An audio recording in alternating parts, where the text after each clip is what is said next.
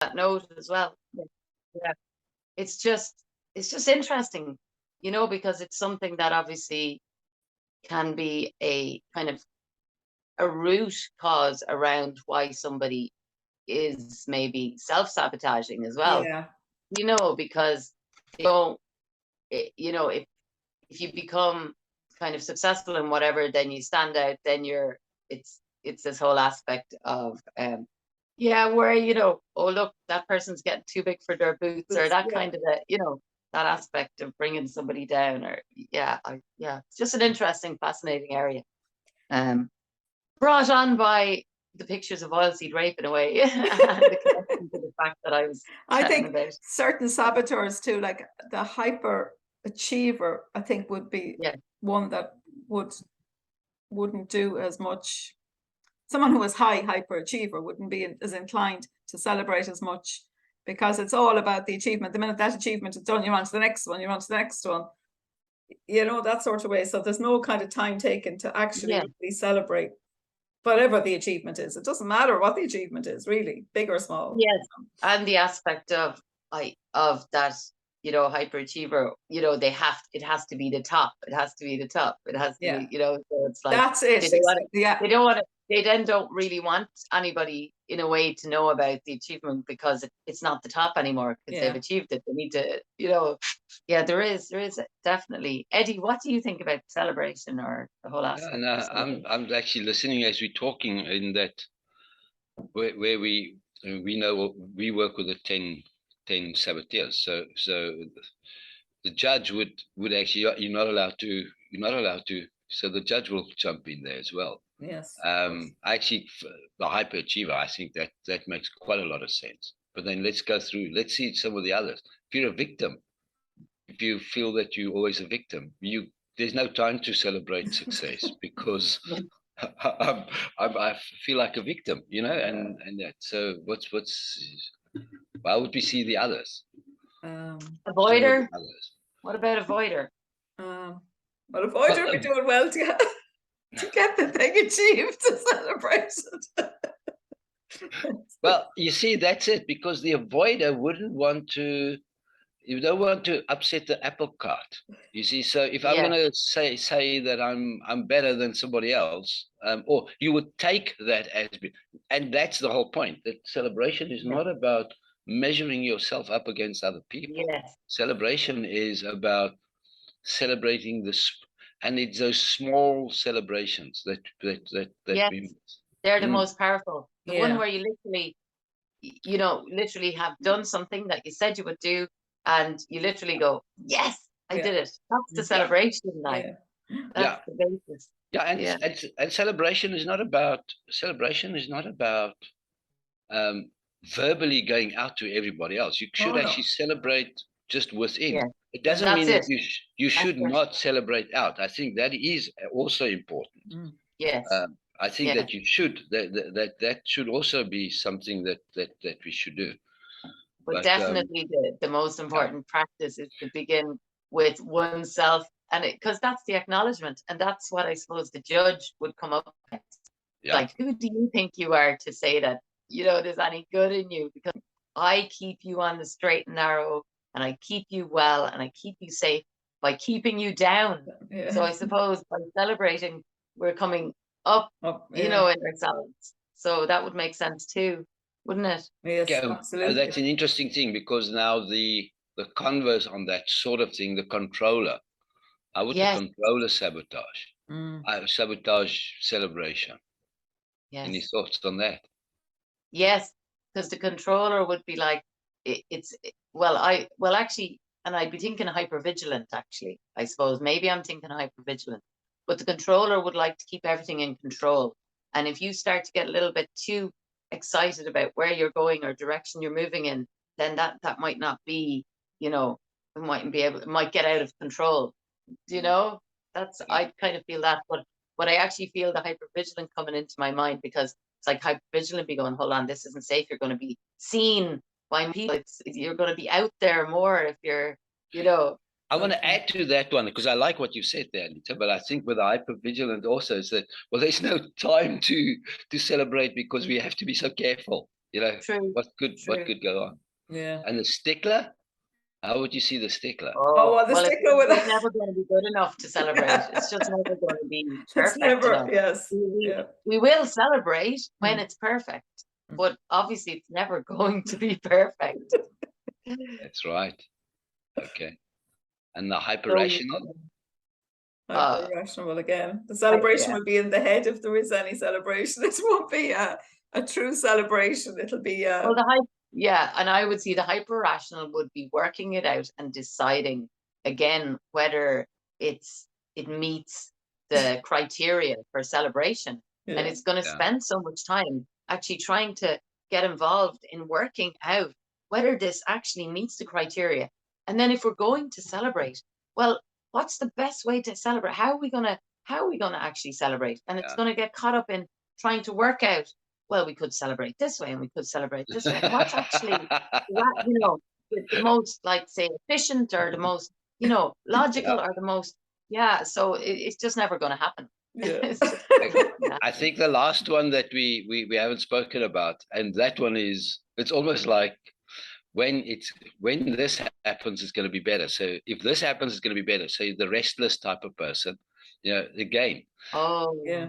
Yeah, I think we've mentioned all of those, but the restless would also want to say, well, we've done that now.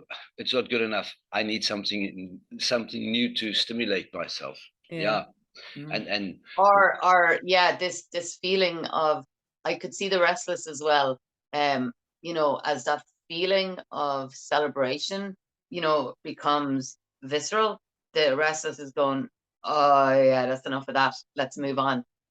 Because the restless really isn't comfortable with bodily sensations so much. It just wants to kind of go on to the next thing quickly before we have to actually feel in this real world and be in this actual moment. You know what I mean? So I think the restless would just start to feel that, because celebration it is like within oneself first, and then go, yeah, let's just go to the next one. That's enough of that kind of.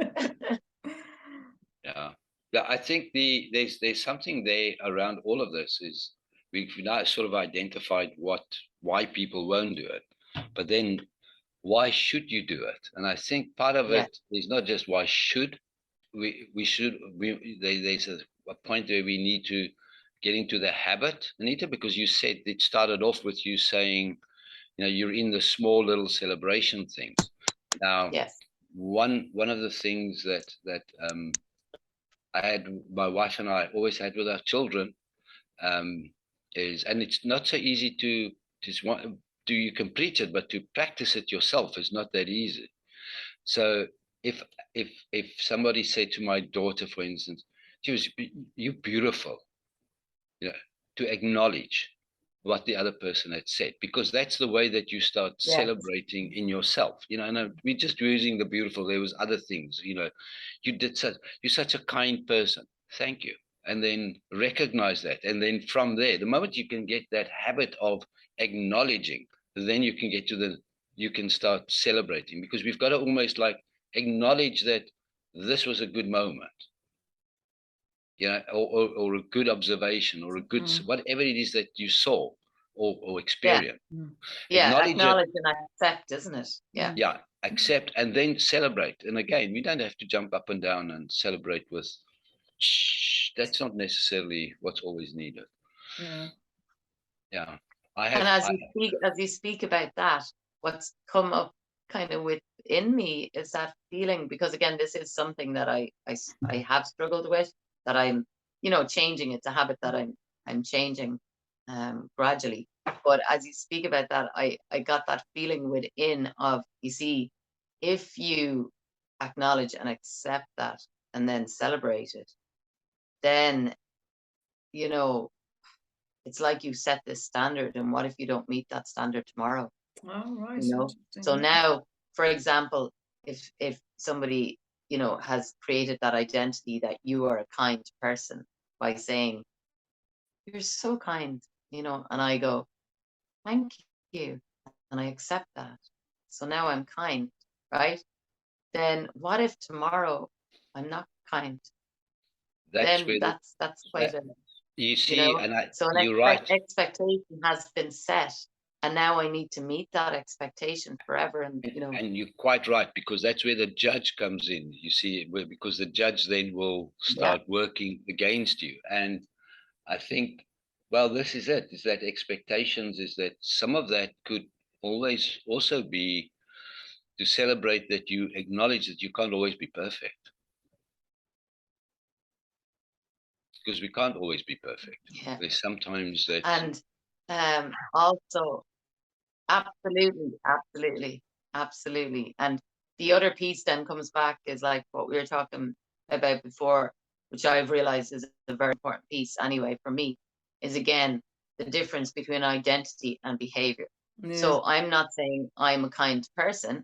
I exhibited kind behavior at that moment in time. Yes. Right. So so it's much easier. It feels, I mean, even as I say it, it feels so much better if a person says to me, you were so kind, and I say to myself, I did a very kind thing right then, and this person is acknowledging that, and so I can accept that at that moment in time that was very kind, and then I can celebrate that, because that doesn't set any expectation for the future about so it's funny how that little part piece really shifts the cascade of emotion, or the cascade of setting off the judge or the saboteurs into motion.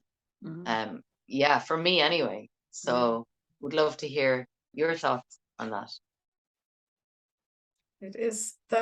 I agree with that totally, because it's like you're separating the person from the action, and it's the same with when it's not such a good thing.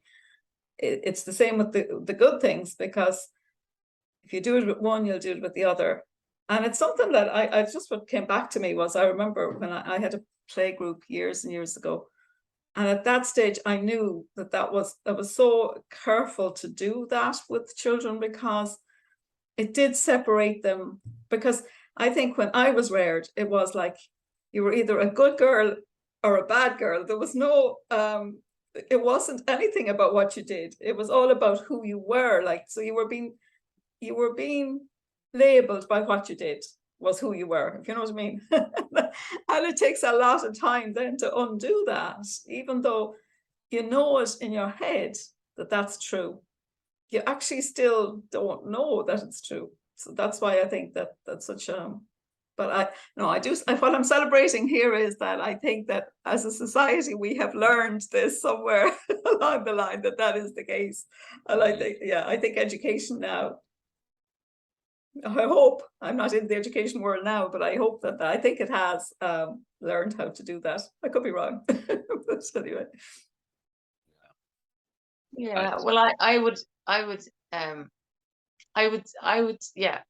say there actually that you are educating people, as in, I suppose maybe not the word of educating somebody's coming, but when clients come to work with you, you're creating an environment to facilitate their, I suppose they are learning within the PQ program of it's an operating system. So they're, installing a new operating system. Yeah. It's a way of understanding how they are being in the world, at any given time. So it is one way of, I suppose, moving through that and understanding it. So I suppose in that sense, you're educating them about this operating system, or same with, I suppose, any of the hypnotherapy, or that you are educating them around, or I suppose you're kind of translating for them what's going on, their subconscious mind, and bringing their awareness to it so that they can shift from it. So I suppose in a sense that is educating, isn't it? I haven't thought about that. And what I really like about that, and it's something I do know, again, I know, is that it's really important to say that those saboteurs are not who we are. We have saboteurs, like we are not the saboteurs. So it's the same idea. The saboteur, all those saboteurs we talked about earlier on, there's something that we all have certain amounts to some degree, but they're not who we are. and I think that's back to the same.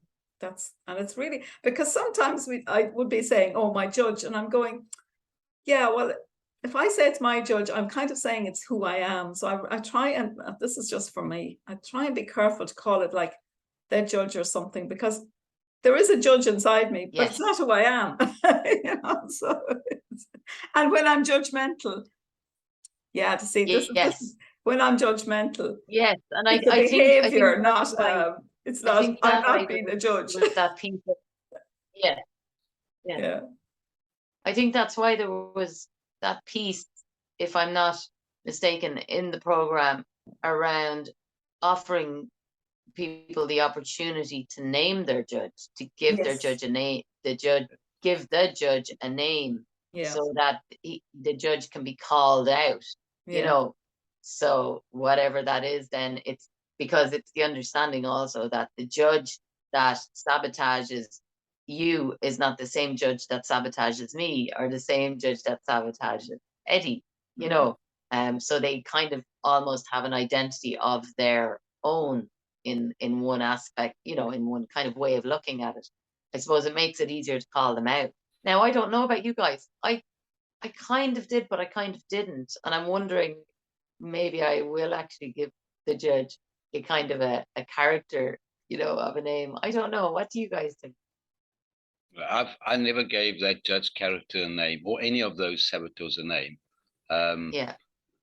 It's almost as if, and that's how I actually judge. I actually took it right from the word go, that it can't define you, define me. So to me, it was comfortable to just have it, but to call it something, I really think that there's value in that. Although I've never done it, I think there is value in it to say, there's the identity is there. So I don't think it's anything wrong with that at all. And if it's going to help somebody to give it a name, then so that it is not you. To call it as long as it's not you. I initially did in the beginning. Anita will know the character that I called it. I don't know, Eddie, if you will. I kind of don't know if I did it now, but you know, we used to have a puppet show here called Wanderly Wagon, and there was a judge on it.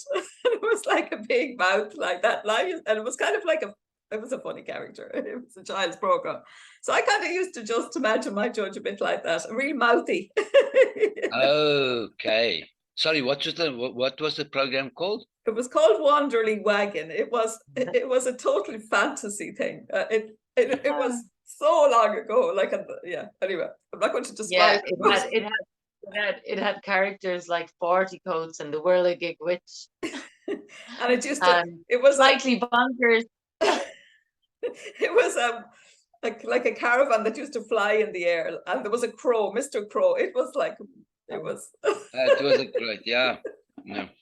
But you see, again, and to make it something like that is really if you used something like that, I think that's even better.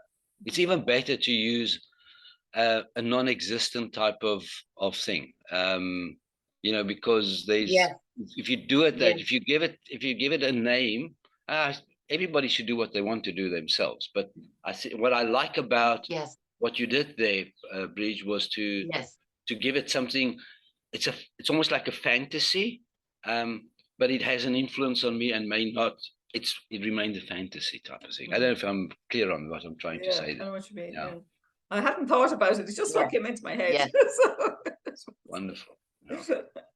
But it's not. It's really separating it from you. Yeah. Because if it's not even, you know, a human character, you know, if it's more of, like you said, a fantasy character or a cartoon-like character, then, you know, it really is separating it. And it no longer, you really are able to see it for what it is.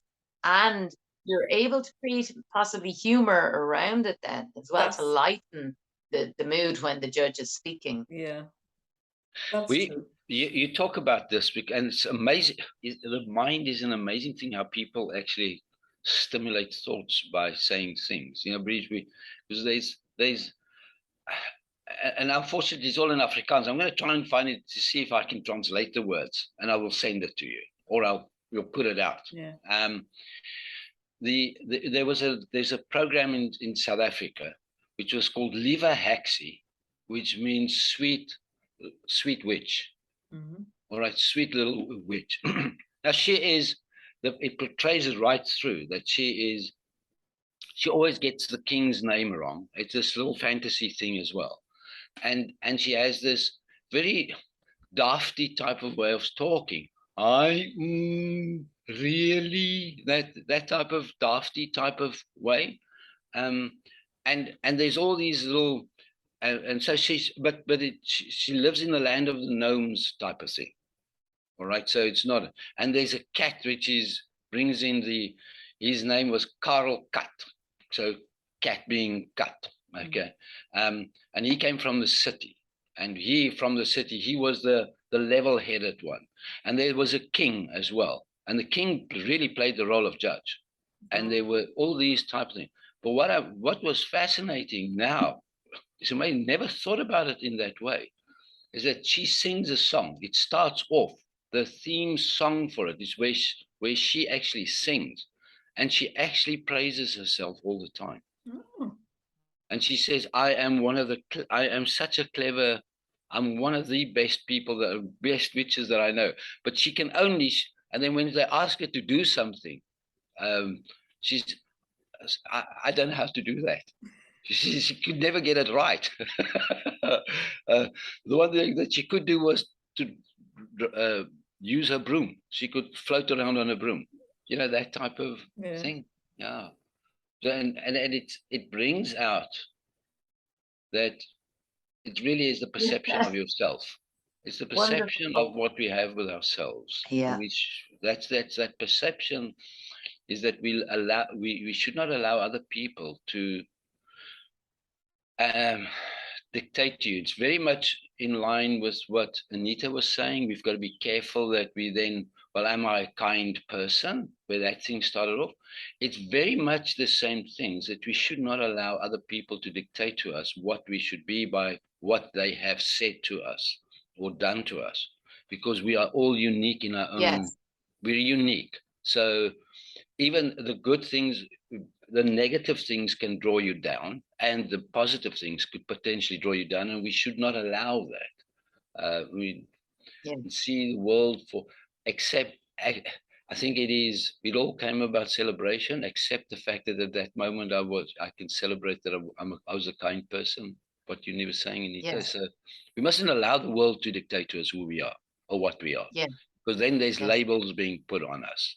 And it's the same with, we've got to be so careful with the saboteurs, because if you have those labels, it comes back to you. It's not you. But suddenly, if we look at these things and we say, well, I'm a hypervigilant and I'm a pleaser and I'm a controller, then suddenly that becomes you. And that's not the intention of it all.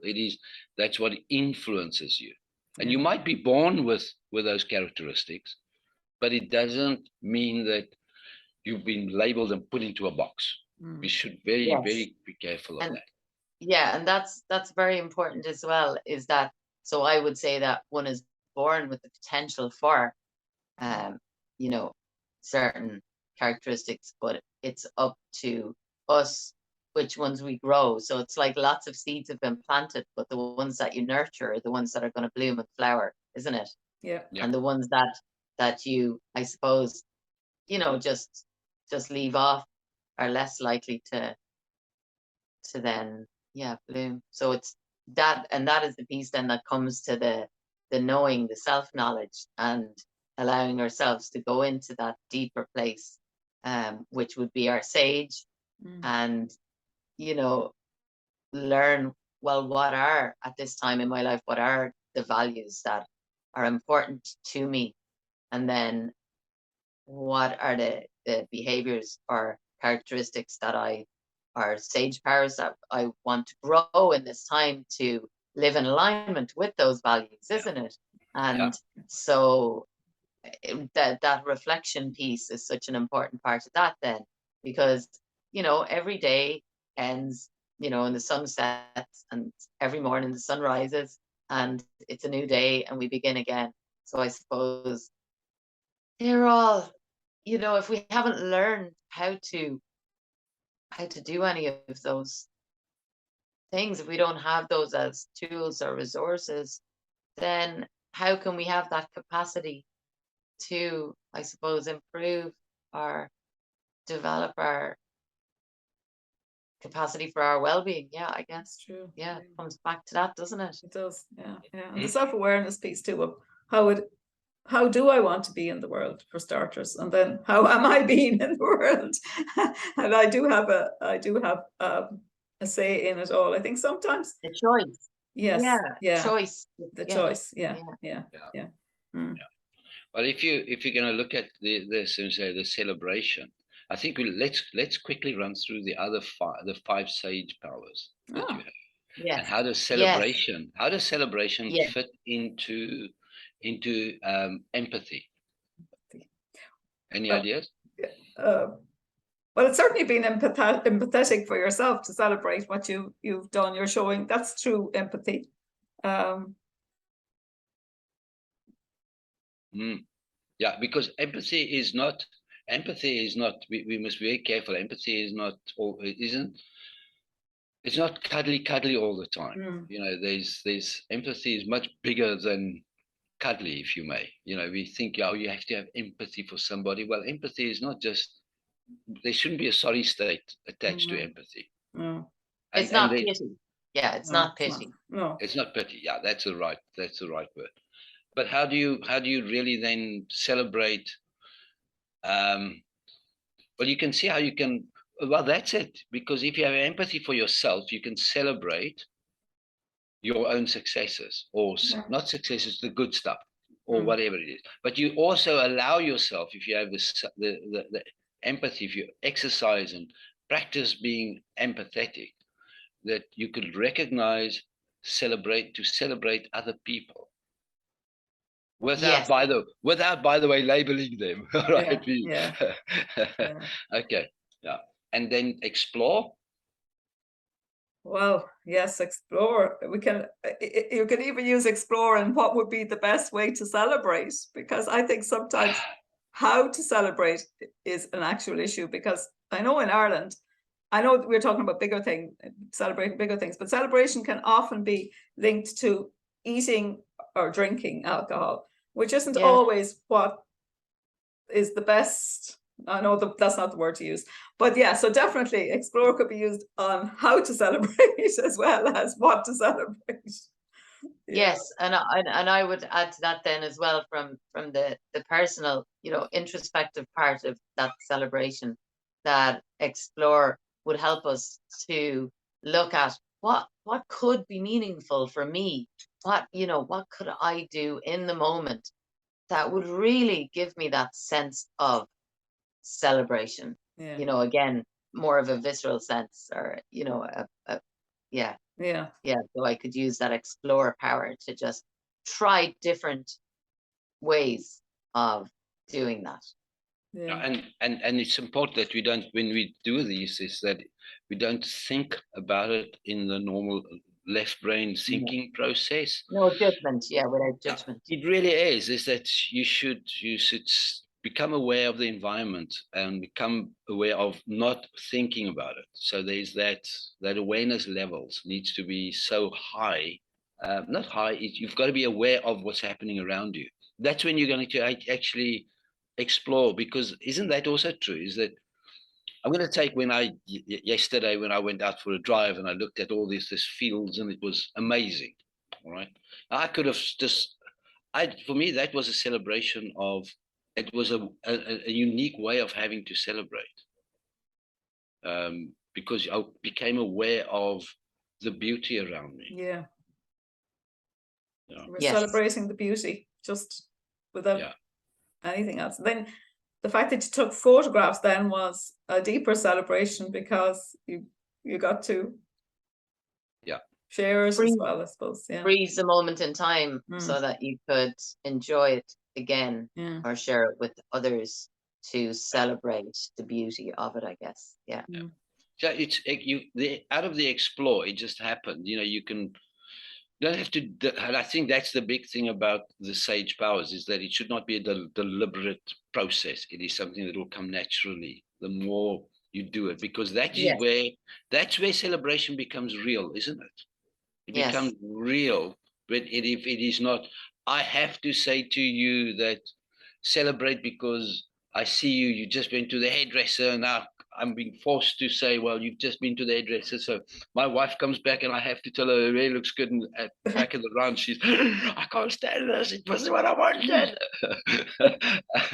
No, you're okay. You know, that's not really celebration. The hairdo track.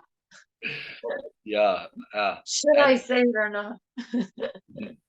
Yeah. But it is interesting because for me as well, one of the key points around explore being, you know, like you're saying, more of a just something that is, you know, that stage part that's happening rather than being planned for. It's the playfulness of it, you know, because you become playful with it, and it's like you can try on a different one. I'll try this one. I'll try this one on.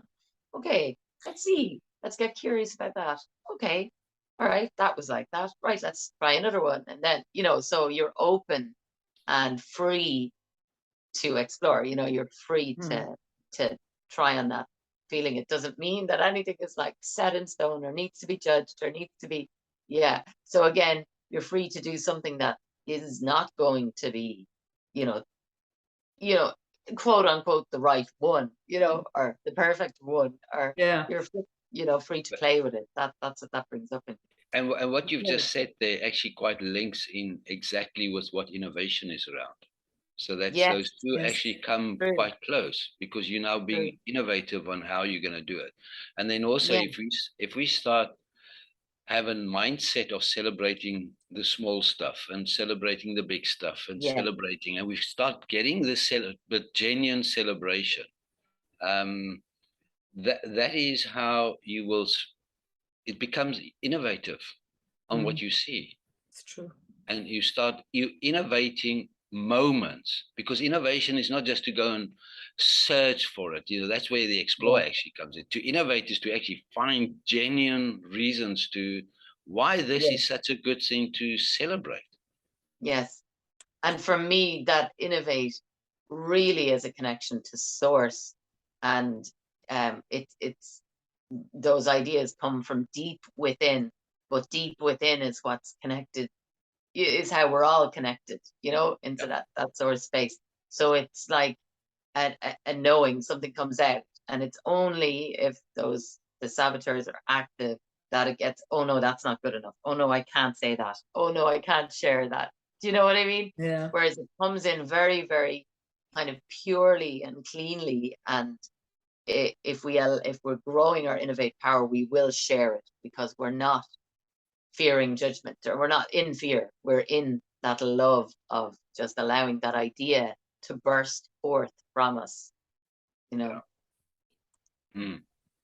Yeah, so that in itself is a celebration of that universal wisdom and knowledge, you know, that we all have access to tapping into.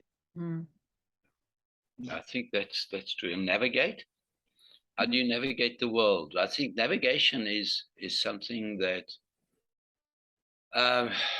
we also almost have to navigate around the judge, and navigate around our own perceptions, which is not what we've mentioned. It's not us, but the saboteurs. We've got to navigate around that, because that is part of how so that you don't make that I am a bad person, or I can't do anything because I'm a stickler. You know, I'm a perfectionist, or whatever it is. You know, people just label themselves, and by trying to find ways to celebrate yourself, if you are, for instance, a perfectionist. Oh my goodness. That's just from where you were talking there, something just came into me as a question to ask people. You know, are you finding that you're limited by labels? Yeah. Because that ultimate sabotage is limiting yourself by the labels. And you hear people say it so much. Oh, I'm not an outdoors person. I'm not an early morning person. I'm not you know, it's always about what I'm not as opposed to what I am. And as we, you know, hark back to the values and or what I even could be, you know, it's shut down, isn't it? So it is ultimate saboteur. It's just funny the way, we really have sorry, it inspired by what has you to. discussing it. Yeah, breathe and navigate. What do you say on that one? What's coming to my head now on navigate is, and that's because I'm aware that there isn't a lot of time left, is that how do we navigate our celebrations? Like it's all, I feel like it's almost, because we know we have the saboteurs, I suppose it's almost like preempting them. Can we have navigated beforehand of how, I know celebration is how an internal thing, but also how am I going to celebrate this little achievement or that little achievement that I've already decided I'm going to do? So I suppose it's a navigation of, I think I might have said it already, of the type of celebrations I'm going to do, as well as, I know we have the innovation of it, but there's the navigation through them as well. And so for me, I actually feel we're kind of moving into activate there, but that's true.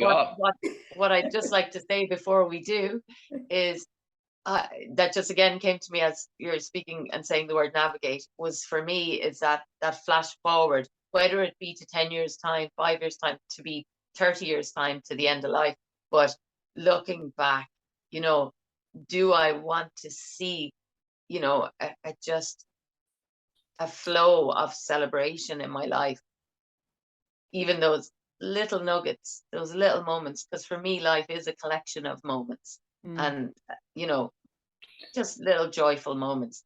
So do I want to reflect back and see that I didn't celebrate because I didn't feel I could, because I allowed the saboteurs to sabotage me, you know? Or do I want to be reflecting back and seeing those little nuggets kind of frozen in time in my memory of little points of celebration, and whether they be celebrating others or celebrating me or both in that way. Oh, it's just giving me goosebumps to think about, you know, the difference if I'm reflecting back and I haven't, as I haven't in a lot of my own life. So that's probably why it's giving me goosebumps.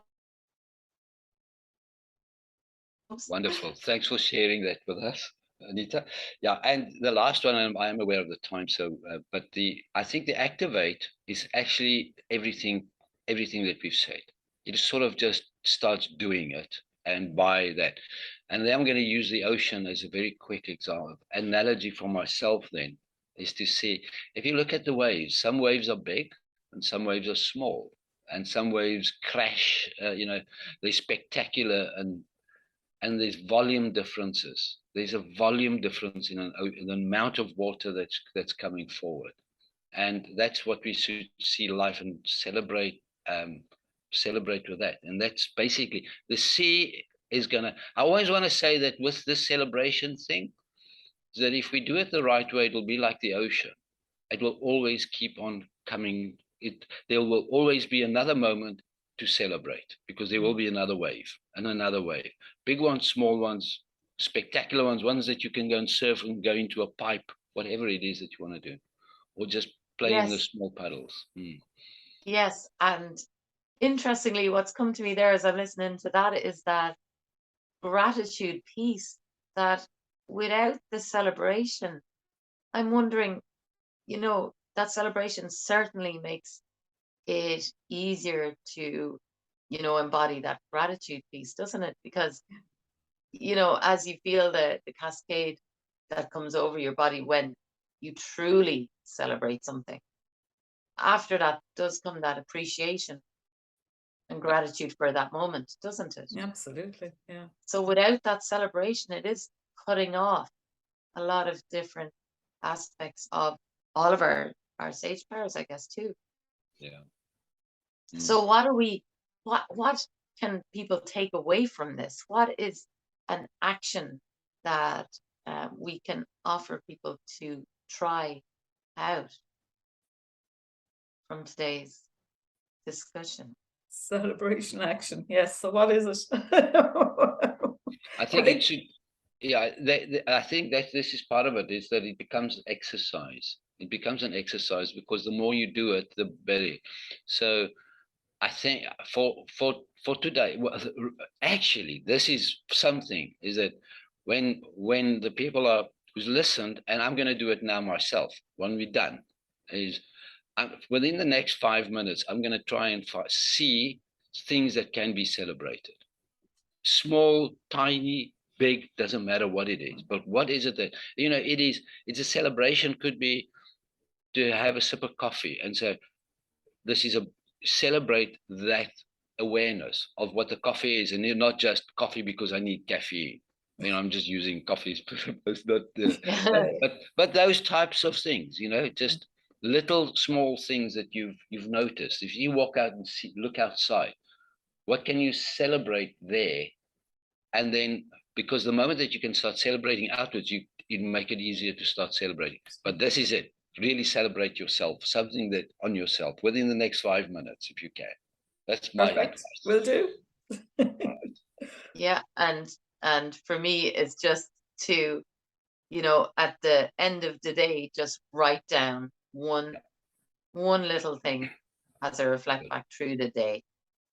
Again, it could have been as simple as encouraging myself to, I don't know why this is coming to my mind, encouraging myself to have a moment with somebody where, I either really see them, really make eye contact, or give someone a hug, or just that real connection moment. And at the end of the day, that I will celebrate a connection moment in the day. And so that I just pick one aspect. If I can just add on to that, because I said now, if you see something, so it's almost like in the mornings or in the day, see it. And then this is the challenge, is to set your alarm clock for 3 hours into the day and say, so what can I celebrate? The celebration. And let the alarm clock come up. And so that, because that's how the habit's going to come in, that we can start celebrating, live more positively. And with that, I'm going to say goodbye. And thank you so much. And thank you very much.